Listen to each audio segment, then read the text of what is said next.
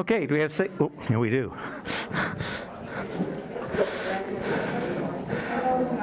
Is that better? Okay, a little more? How's that? Okay. All right, so we can get started. Things are running a little behind here. So what I want to do this morning is I want to finish the story on oligodendrocytes.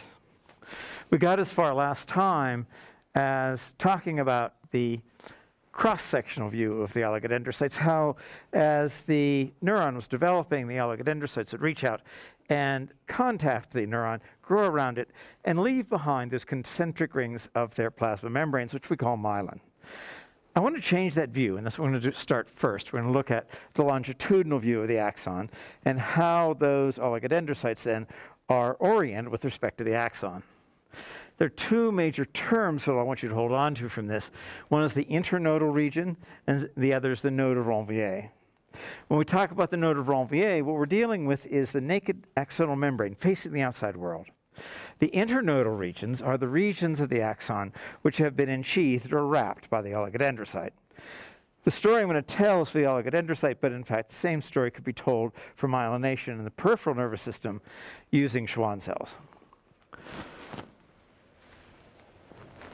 We're going to see, one of the stories I want to tell you is that there's a really important role for the oligodendrocyte once the nervous system has fully wired. And that is that it inhibits the regrowth of neurons. And this brings up a real problem, because if we damage neurons in an adult in the central nervous system, these neurons don't regrow. And one of the reasons they don't regrow is they run into proteins expressed in the surfaces of the oligodendrocytes. In contrast, neurons in the periphery can in fact regrow, and that's in part because they are supported by Schwann cells. So we have this really interesting distinction between Schwann cells in the periphery and oligodendrocytes in the central nervous system. In the central nervous system, oligodendrocytes are inhibitory to neuronal regrowth. It's a big problem in trying to fix the damage generated by neuronal diseases or the damage created by trauma. And in the peripheral nervous system, we can actually get a fair amount of regrowth by peripheral neurons regrowing to their targets because of the help, the sort of support that Schwann cells will give them. Then we're going to move on and talk about the physiology of excitable cells. This is the fundamental idea of the electricity in neurons. One of the characteristics that I mentioned the other day is that neurons are electrically excitable. They can't do much of their own. That's why we need the glia. But one of the really important roles is to send messages over long distances. And those messages are sent by electrical signals. So we have to spend some time deciding and sorting out how these electrical signals are set up and how they're propagated or sent. What we'll do here is we're going to talk a little bit about the generation of the membrane potential. The membrane potential is essential for all of neurobiological function. It's also essential for muscle, for that matter. And behind the electrical potential, the electrical battery, effectively, across the membrane, is something known as the potassium battery. Now, I'll walk through this a couple of ways. We're going to talk about the potassium battery in a couple of different ways to think about it. The first way through it is all conceptual. I want to try to describe to you the major roles, the major players in setting up the membrane potential in a kind of thought experiment.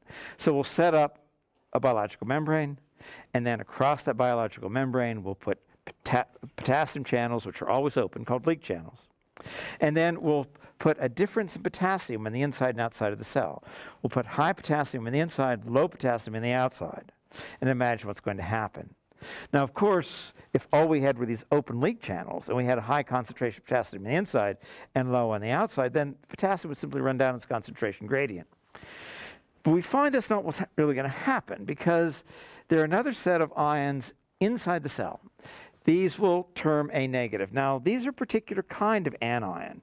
These are large impermeant anions. Some of them are proteins, some of them are fatty acids, but they are organic acids rather. But regardless of what exactly they are, they can't move across the membrane, but they have a negative charge on them.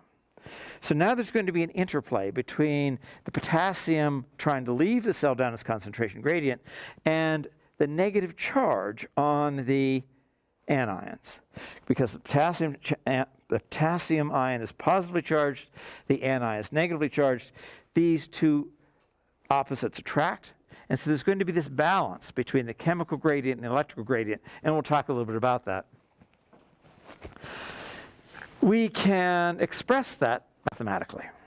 And I'm not going to get too deeply into this. If you take a neurobiology course, a cell biology course, you'll spend a lot of time thinking about this. But what I do want to point out to you is there is this equation, and I'll try to work our way through this simple equation where it says that the equilibrium potential is equal to RT over ZF times the natural log potassium concentration on the outside divided by the potassium concentration on the inside. Now, that may look like a mess, but it really comes down to a few constants because R is the gas constant.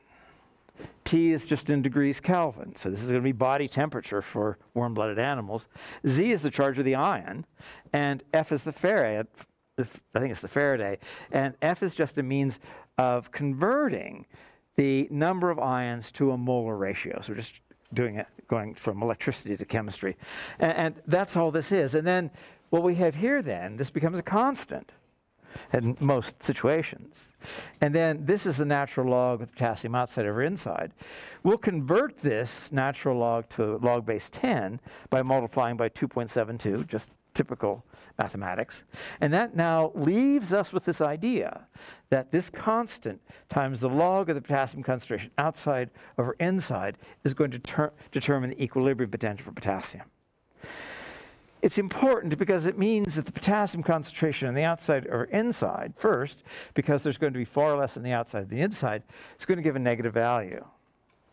More importantly, we'll see that because it's a log ratio, then we'll see small changes in the potassium concentration on the outside will have big changes on the equilibrium potential. And we'll work our way through that.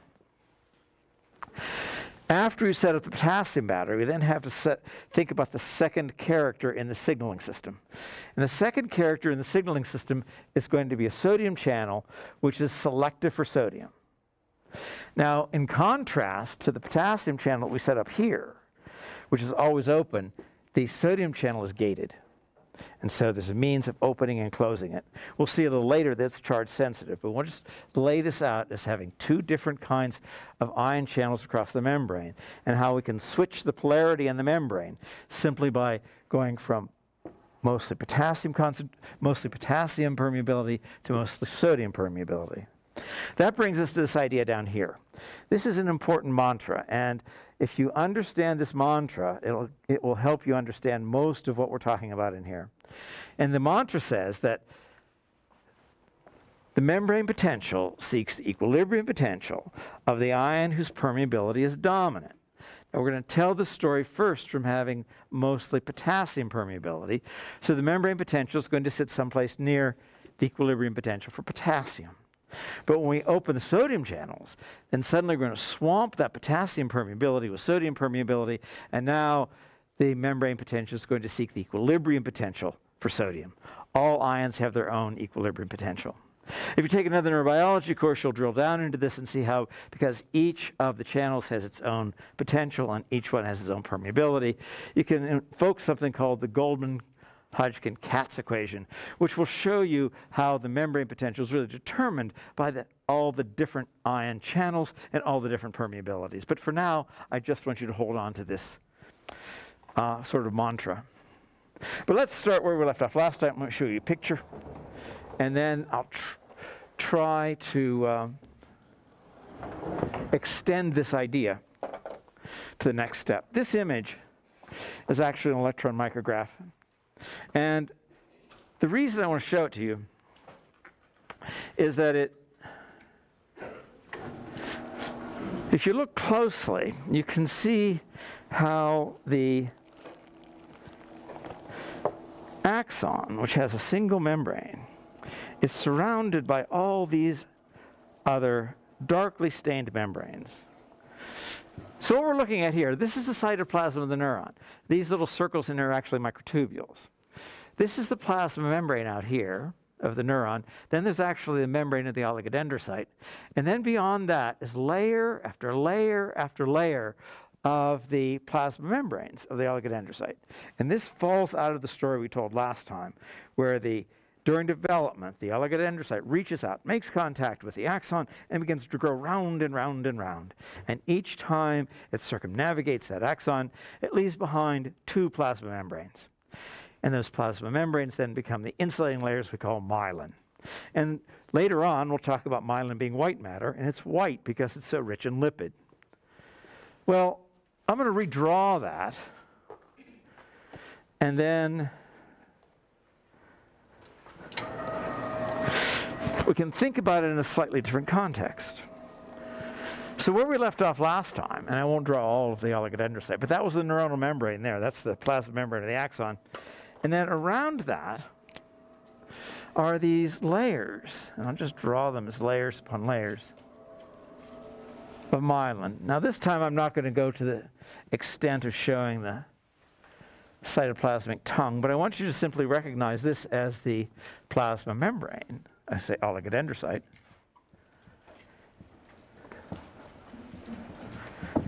Plasma membrane.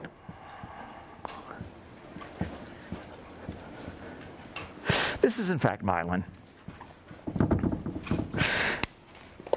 Now the next piece of sort of mental gymnastics I want to do here is imagine my arm as being the axon, running in and out of the plane of the whiteboard.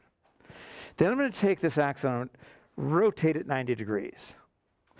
And I want to think about how we're going to see this myelin if we rotate the axon 90 degrees and open it up as though it were a hot dog. So when we do that, the image is going to be a little like this. This is going to be the axon membrane. It's going to be this great long tube.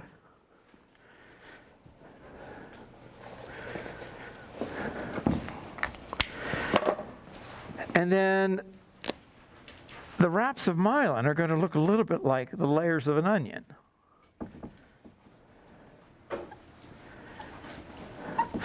But what we find is that the myelin is discontinuous. What I mean by that is that these myelin wraps will extend along the axon for about 1 to maybe as much as 1.5 millimeters. And then there's a break. And at the break, the axon membrane peeks through. So this is the axonal membrane.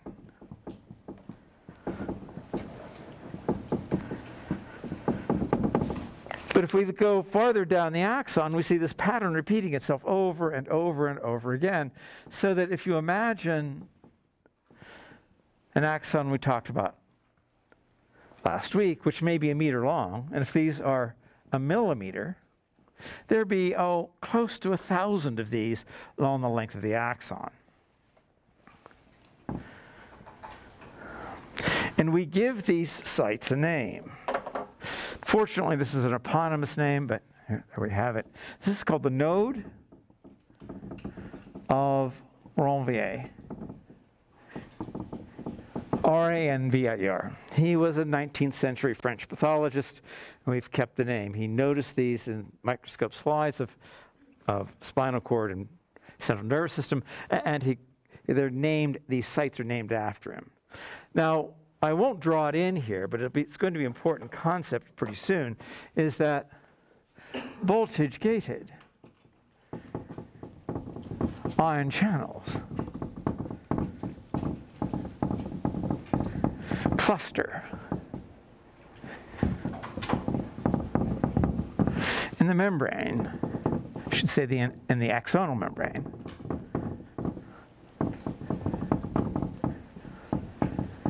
At nodes of Ranvier.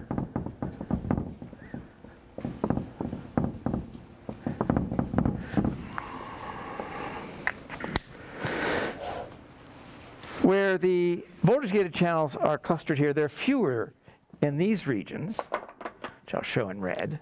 And these regions have a name. This is called the internodal region.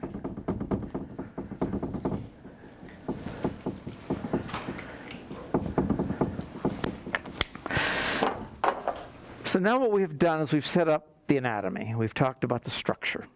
And the structure is such that the internodal regions are the regions of the axon that are wrapped over and over again by those myelin wraps. And then there are regions, small regions, and this region will probably be no more than about 100 micrometers. And that 100 micrometers now constitutes the node of Rolvier. This pattern repeats itself over and over and over again, all along the length of the axon. And when we begin thinking about the electrophysiology of this, what we're going to find is that action potentials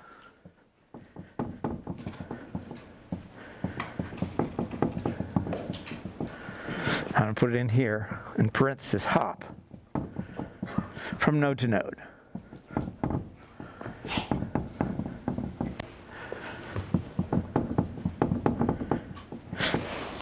When we begin talking about action potential propagation of these kinds of neurons, I'll describe how the distribution of the ions and how the effects of the myelin will allow the action potential from hop to node to node. But this process is called saltatory conduction. And again, that doesn't have much meaning to you because we haven't talked about the electrical systems that are going to be used here. But hold on to the idea that we cluster the voltage channels at the nodes. We have very few ion channels in the internodal regions. And the internodal regions are now covered by hundreds or perhaps even thousands of layers of the myelin, hundreds of thousands of layers of the oligodendrocyte plasma membranes constituting the myelin. So any questions up to there on the anatomy? So we're going to leave this for now, and then when we get to electrical propagation, we'll come back to it. If not, let's now begin thinking about the neurons as electrically excitable cells. So we'll take this panel and label it as neurons, as electrically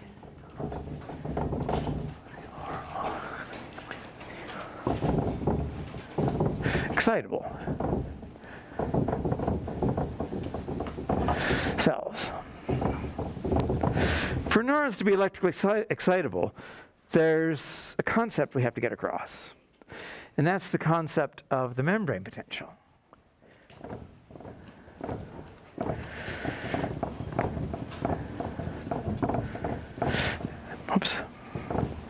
Membrane potential as a potassium battery.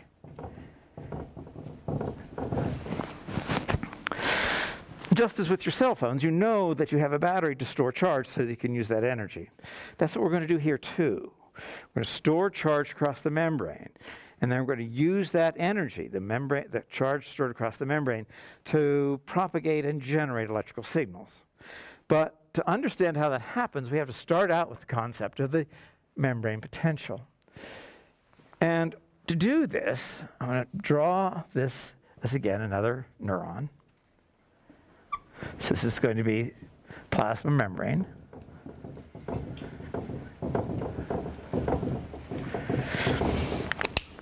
And now I'm going to put a potassium concentration on the inside of the cell. Now, this is a thought experiment. And so what I'll do is I'm going to use numbers that are fairly easy to work with. And I'm going to say the inside concentration of potassium on the inside of the cell is, 100 millimolar. In reality, it's probably close to 110. And then on the outside of the cell, I'm going to say the potassium concentration is in the neighborhood of 10 millimolar. Now, in reality, that's probably around 4 to 5 millimolar, but bear with me and we'll talk about these numbers. And then across the membrane, I'm going to put a series of channels.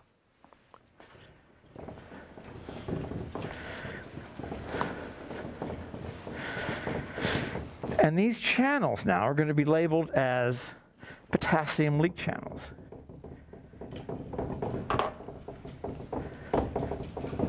The characteristic of the potassium leak channels is they are always open.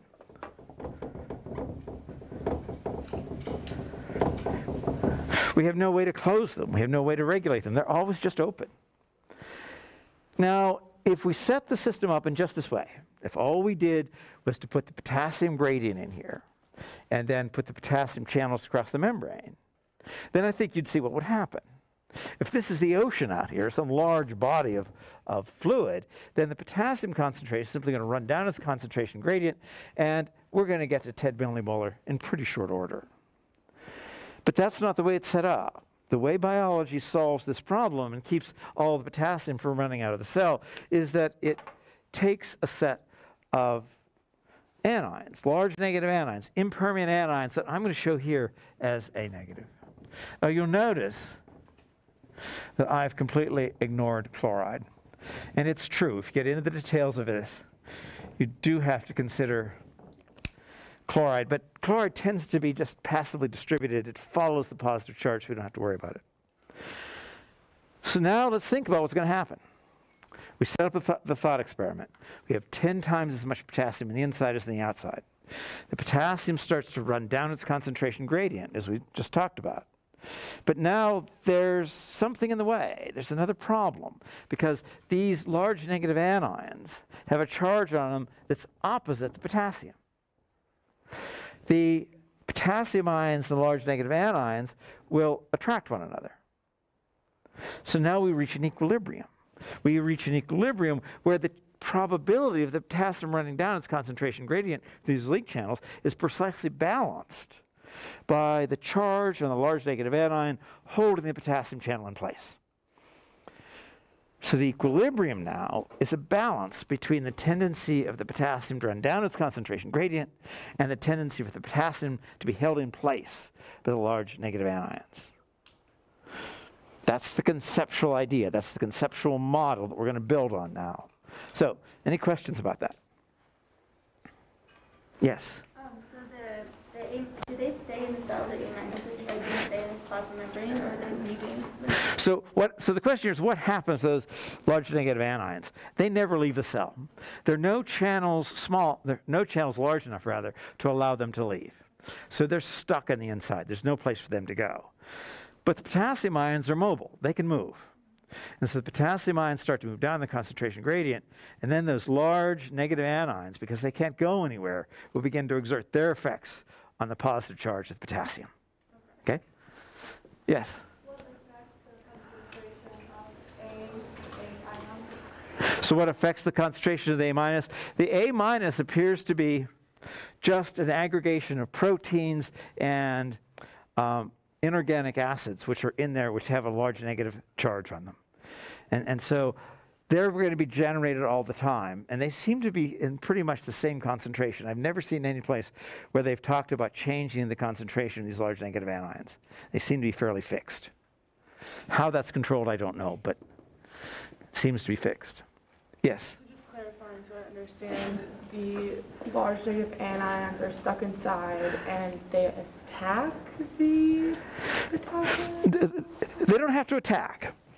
The large negative anions can just sit there. And if you imagine the large negative anions as having sort of a magnet on it, like a refrigerator magnet, yeah. And the polarity on the other magnet here, potassium, is opposite, they're going to attract one another. And so what's happening is these anions don't have to go anywhere. What they do is they simply are attracted to the A negative, and they're held in position. We'll see later that all those potassium ions are going to line up across the membrane and along the very narrow membrane. But for now, just imagine the potassium tries to leave, it goes down its concentration gradient, but then it can't move anymore because it's held in place. And that reaches an equilibrium between the concentration gradient and the electrical gradient. Anything else? Yes? Do we want this equilibrium, or is that bad for us? Do we want this equilibrium? We have to have this equilibrium. We need this equilibrium so that we can set up a charge difference inside the cell, and we're going to use that charge difference to do work. We're going to see here a little bit later that we're going to introduce a new set of channels, a set of sodium channels, and then the interplay between the potassium channels and sodium channels will allow us to change the polarity across the membrane. That's where we're headed. What we want to do now is just set up the membrane potential. Okay. And the charge difference is having the positive and negative inside of plasma membrane. Right. So all of this is on the inside. Yes? When neurons are firing, is this equilibrium disrupted temporarily? When neurons are firing, this equilibrium is disrupted, and we'll see a little later that we'll head toward the equilibrium potential for sodium. But let's hold that in place for a little bit. Well, this is the conceptual model, and that works just fine. And if you understand that, I think it goes a long way to going to the next phase, which is going to be mathematical. Yes? I'm sorry, I might be a little confused. So are you saying that the anions stop the potassium from going through the link channel to reach equilibrium?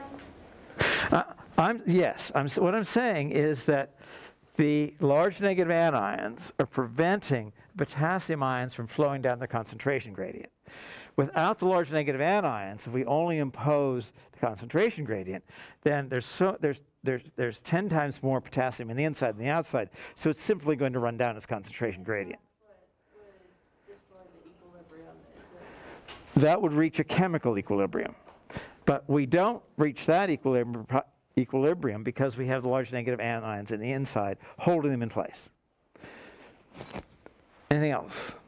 So the leak channels, do those allow potassium both in and out? So the question is, will these channels allow potassium both in and out? Yes, these channels will allow potassium both in and out, but under these circumstances, we have 10 times more potassium in the inside than the outside, so the tendency is to flow out. If we artificially make this differently, put 100 millimolar on the outside and 10 millimolar on the inside, it would flow in. These channels don't care. They don't. In biology, it's called rectification, where ions will flow in one direction but another, not another. But here, these simply flow down the concentration gradient. Yes? So the inside wouldn't be at chemical equilibrium, but right now, with the negative anions and potassium, would the inside be at a different type of equilibrium? So we get an equilibrium. We get an equilibrium that's a balance of the chemical equilibrium and the electrical equilibrium. Maybe this will help. Let me show this next piece. Some of you who have an engineering background, this may clear up a lot of things. For others, it may make it cloudier, but work on this and see if you can reach a balance of it. There's something called the Nernst potential.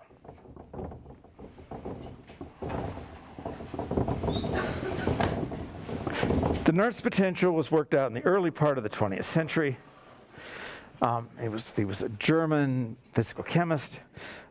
He had a background in physics, and he worked on something called the Boltzmann equations and statistical mechanics to work this out. The long and the short of it is he said that the equilibrium potential for potassium is equal to RT over ZF times the natural log, ln, times the potassium concentration on the outside divided by the potassium concentration on the inside. Now we can plug these numbers in, but I'm going to say that if we're working at room temperature, and so that'll be the temperature, and we have this gas constant, in particular it's just a number, we're using potassium, so it's a single Z, a single charge, and this is the number of ions as a Faraday. All of this comes down to a constant. And then we convert a natural log to log base 10 by multiplying times 2.72. When we do all of this, at room temperature, we find that the equilibrium potential for potassium is equal to, I do it this way, minus 100 millivolts. Yeah. So how do we get that? Well, the answer is, if we take our model here, where the outside is 10 millimolar and the inside is 100, we can say that EK is equal to this constant, which is 58. This is going to be minus 58, I'm sorry. This is going to be 58 times the log, base 10, of potassium concentration on the outside divided by the potassium concentration on the inside. Well, what's the potassium concentration on the outside? Well, it's 100. Sorry. Potassium concentration on the outside is 10. Potassium concentration on the inside is 100. So this is log of 0.1, right? That's 0.1. The log of 0.1 is minus 1. If this comes down to 58, we multiply it times -1, then we get EK is equal to minus 58 millivolts. That's all we've done. Now, all I really want you to recognize is I'll never ask you to plug in the numbers for these equations. I'll never ask you to work with this particularly. But notice that this is a log function. It's log of potassium concentration on the outside or the concentration on the inside. And what this is going to tell us as we get deeper into this is because this is a log function, we don't have to change the concentration of potassium on the outside of the cell very much. And we're going to change this ratio because of its log rate relationship. Now, in biology, and these numbers will come out a little bit different. In biology, the concentration of potassium on the outside is, in the neighborhood of about 4 to 5 millimolar. And the concentration of potassium on the inside is in the neighborhood of about, 110 millimolar. When you compensate for body temperature as opposed to room temperature and you plug those numbers in, you normally get an EK in the neighborhood of something about -70 to -80 millivolts. So the number is a little bit different, but this fundamentally is how we set it up. The idea is it's a function of the log concentration of the potassium concentration outside and the inside. That means that what we have now is a surfeit, an extra amount of negative charge on the inside of the cell. And on the outside of the cell, because on the outside we have about 130 to 140 millimolar sodium, the outside of the cell is positively charged. We'll see a little bit later that because this phospholipid bilayer is exquisitely thin, only 67 nanometers, that the separation of charge across this membrane is pretty astonishing, so that all these charges, negative on the inside, positive on the outside, will be attracted to one another and they'll line up right along the membrane.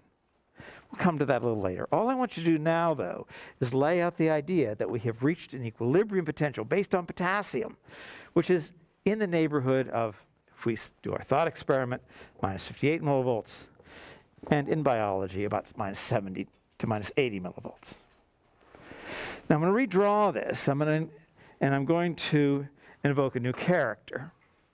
And the new character here is going to be the sodium that's on the outside.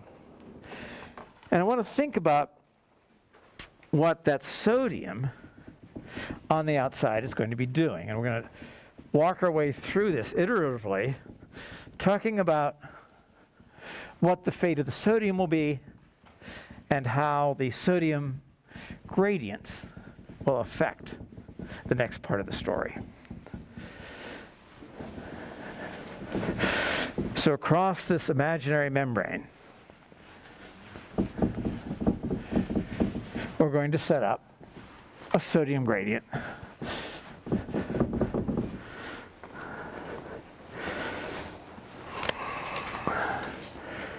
So again, here are the two membranes.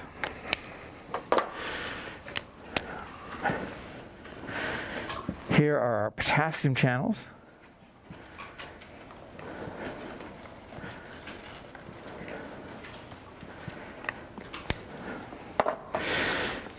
We'll lay it out again the same, where we have 100 millimolar potassium on the inside and 10 millimolar potassium on the outside. But as we mentioned above, typically in biology, we'll have 130 to 140 millimolar sodium on the outside, but let's make it simple. Let's say on the outside there's 100 millimolar sodium ions. And on the inside, there are 10 millimolar sodium ions. Also on the inside, there are the large negative anions.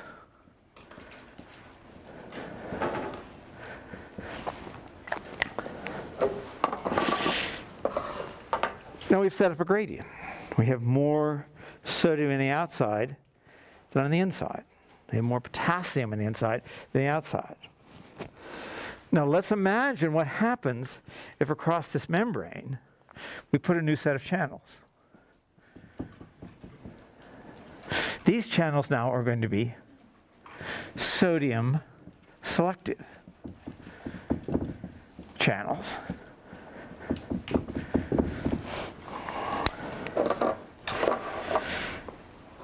So if this is the way it was, if all we did was put a bunch of sodium channels in here, I think you'll see what will happen. You have 10 times as much sodium on the outside as on the inside. And you also have large negative anions at the inside, which are attracting the sodium. So if all we did was put in these sodium channels, we would simply allow the sodium to come in. So we have to impart some special characteristics to these sodium channels. We have to impart them with a special set of characteristics, and that is going to be that these sodium channels have gates. The sodium selective channels are gated.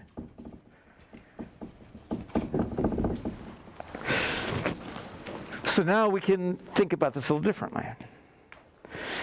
We've reached an equilibrium with the potassium, and that's constant, that's stable, because potassium leak channels remain open. Now we've invoked the sodium channels, but we've blocked them. So the sodium is trying to come in. The sodium is knocking on the door. It's knocking on the door of this channel, it's knocking on the gate, but it can't get through. But what happens if we open the sodium channels? And what happens if we have, say, 10 times as many sodium channels as potassium channels? Let's make it even more drastic. Let's say it's 100 times. Well, if we open these gates, and we have 100 times as many of those as we have the potassium leak channels, sodium is going to come rushing in. It's going to come rushing down its concentration gradient and down its electrical gradient. We can set up the same pattern here for sodium that we set up above. We can establish an equilibrium potential for sodium.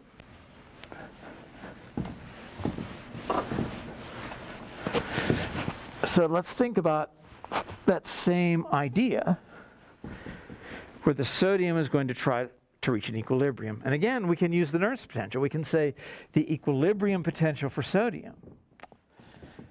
The equilibrium potential for sodium is equal to RT over ZF times the natural log of the sodium concentration on the outside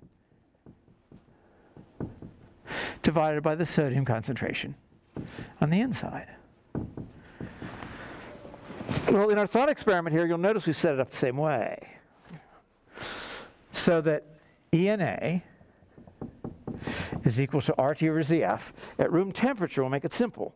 This is going to be,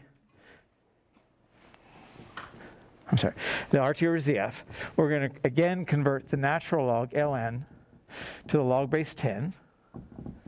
And in so doing, we have to multiply by 2.72. When we do that, we get the same constant. We say this is 58 times the log of the sodium concentration on the outside divided by the sodium concentration on the inside. Well, these numbers now are 100 on the outside, 10 on the inside. So now we're thinking about log, the log of 10, 100 over 10, the log of 10, because divided 100 by 10 is 10, log of 10 is equal to 1. So now we have the ENA equal to 58 times 1, or plus 58 millivolts. Now in reality, the number's a little different. Typically they're 130, 120, 140 on the outside and 10 millimolar on the inside. And that gives a typical ENA in biology of in the neighborhood of about, plus 40 millivolts. And there was a question. Yeah, so I was a little bit confused because you said the NA would be rushing in. Is the driving force bringing them in the negatively charged anions? So the question is, what are the driving forces bringing the sodium in? Is that fair? Yeah. So there are two of them. The two forces bringing the sodium in, one is the tenfold difference in the concentration. But there's also an added force, which we usually pretty much ignore. There's also an added force that the large negative anions are generating electrical potential, drawing the sodium in. Most of this force is resulted from the chemical gradient, but there's some effect of the charge. Does that answer your question? And so because I see like there's 10 millimolars of A plus or potassium on the outside, it seems like there's like the same amount on. Okay, all right, so the question is, why are those numbers so consistent, inside and outside sodium and potassium? Because I felt like it would hide a low, but it seems like it's going, or it's like the same concentration.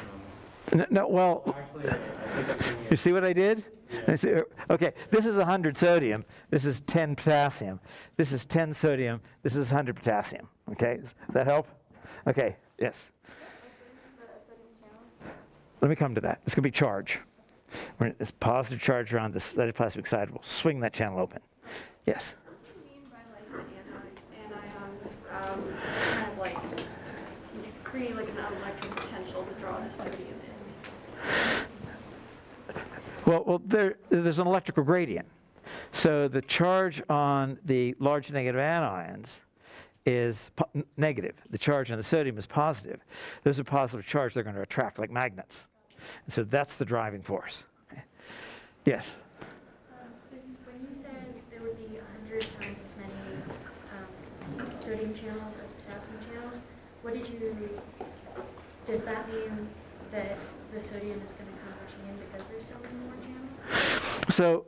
So the question, let's see if I can change that question a little bit. Why did I postulate there were 100 times as many sodium channels as potassium channels?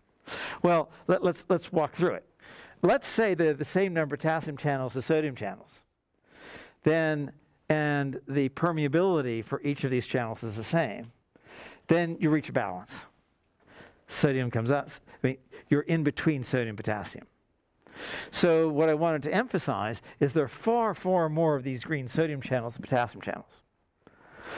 And what this is going to mean is that because there's so many more there's so many more sodium channels than potassium channels, the dominant permeability across the membrane is going to be sodium. Because the permeability of the membrane is proportional to the number of those channels.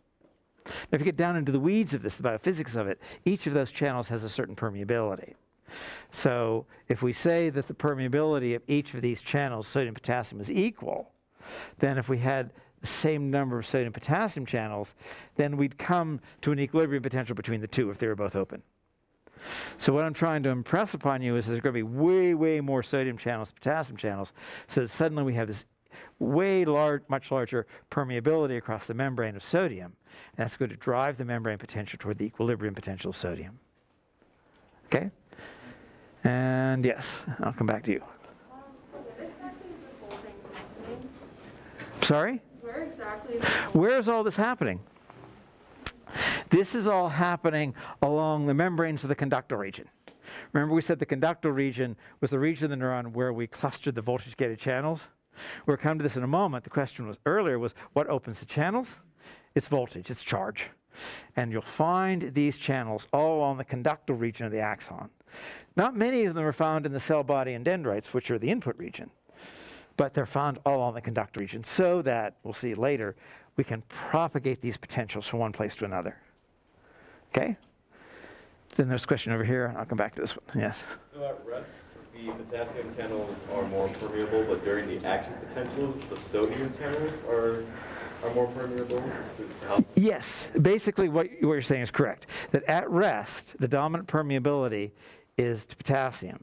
Then when we start into the action potential, we open the sodium channels, the dominant permeability is then going to be for sodium. We'll find it's brief, but it is the dominant permeability is to sodium. There was another question here.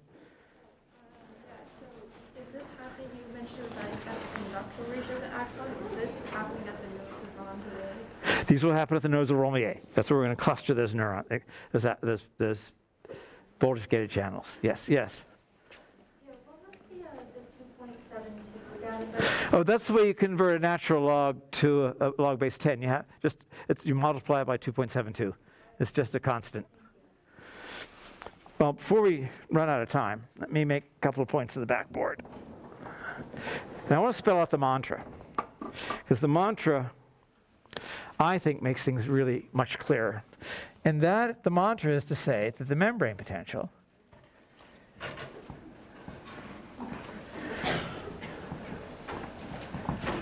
seeks the equilibrium potential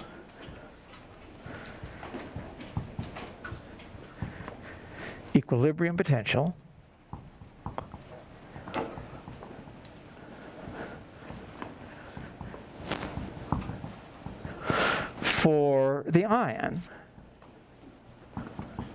whose permeability is dominant. If you take a cellular neurobiology course, you'll see this phrase a little bit differently, and you'll work out all the numbers for it. But what I want you to recognize here is how we can use this mantra. The membrane potential seeks the equilibrium potential for the ion whose permeability is dominant. That's basically what we're saying up here in this panel. When we said we were going to put in 100 times more sodium channels than potassium channels, and we open all those sodium channels at once, what's the dominant permeability? Sodium. Where's the membrane potential going to go? Let's go toward the equilibrium potential for sodium.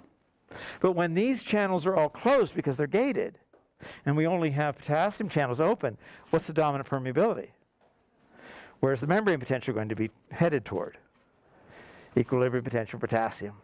That's fundamentally what we're talking about here. And what we'll do next time is we'll make a drawing, and we'll make a chart showing how with time, by opening these channels, we can change the membrane potential from one place to another.